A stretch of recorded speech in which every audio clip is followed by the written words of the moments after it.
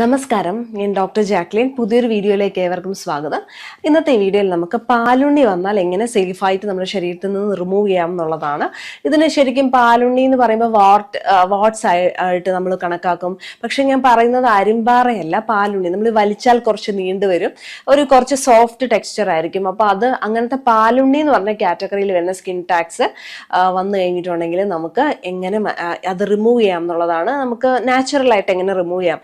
അതിന് ശരിക്കും പറഞ്ഞാൽ അഗ്നികർമ്മം അല്ലെങ്കിൽ കോട്ടറൈസേഷൻ ഉണ്ട്, ശരി, കരിച്ച് കളയുന്നതുണ്ട്, ലേസർ ട്രീറ്റ്മെന്റ്സ് ഉണ്ട്, അങ്ങനെ പലതരം ട്രീറ്റ്മെന്റ്സ് ഉണ്ട്. നമ്മൾ ചില പണ്ടത്തെ ആൾക്കാരൊക്കെ മുടിയൊക്കെ കെട്ടിയിട്ടിട്ട് ഇതിനെ റിമൂവ് ചെയ്ത് കളയുന്നത് കണ്ടിട്ടുണ്ട്. പക്ഷെ എന്നാലും അത്യാവശ്യം സേഫ് ആയിട്ട് റിമൂവ് ചെയ്യാൻ പറ്റിയ കുറച്ച് കാര്യങ്ങൾ പറയാം. അപ്പോൾ കുറച്ച് വലിയ പാലുണ്ണിക്കാണ്, വലിയതെന്ന് പറഞ്ഞാൽ അങ്ങനെയല്ല, എന്നാലും അത്യാവശ്യം വലിയ ശരീരത്തോട് അല്ലെങ്കിൽ സ്കിന്നിനോട് പറ്റി ചേർന്ന് വളരുന്ന പാലുണ്ണിക്കല്ല, കുറച്ചും കൂടെ ഒന്ന് നമുക്ക് കാണാൻ പറ്റുന്ന രീതിയിൽ ഡിസ്റ്റിംഗ്വിഷ് ചെയ്യാൻ പറ്റുന്ന പാലുണ്ണിക്കാണ് ഈ ടെക്നിക്സ് ഉപയോഗിക്കാൻ പറ്റുക.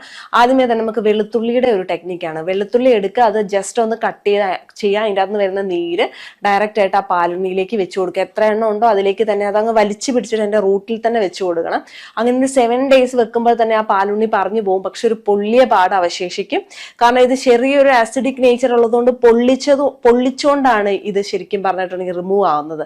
പക്ഷെ പൊള്ളിയ പാട് ശരിക്കും പറഞ്ഞിട്ടുണ്ടെങ്കിൽ അലോവേര ജെല്ലോ അല്ലെങ്കിൽ ടർമറിക്കോ നീമോ എന്ത് പരട്ടിയാൽ തന്നെ അത് ഒരു 2 to 3 weeks കഴിയുമ്പോഴത്തേക്ക് ആ പാടും കൂടെ അവശേഷിച്ച് പൊളിഞ്ഞു പോകും. പിന്നെ സ്കിന്ന് നോർമലായിട്ട് വരും. രണ്ടാമതായിട്ട് നമുക്ക് ചെയ്യാൻ പറ്റുന്നത് എരിക്ക എന്ന് പറയുന്ന ഒരു ചെടിയുണ്ട്. അത് നമുക്ക് മിക്കവാറും പേർക്കറിയാം. നാട്ടുമ്പുറങ്ങളിലും കേരളത്തിലും മിക്കവാറും ഇപ്പം പിന്നെന്താ വെറുതെ വിജനമായിട്ട് പ്രദേശങ്ങളിൽ തന്നെ വളരുന്നതാണ് എരിക്ക്. ചിലപ്പോൾ ഒരു വയലറ്റ് പൂവും കായും ഉണ്ടാകും, അല്ലെങ്കിൽ ഒരു വെള്ള പൂവായിരിക്കും. അങ്ങനെ 2 തരം എരിക്കുണ്ട്.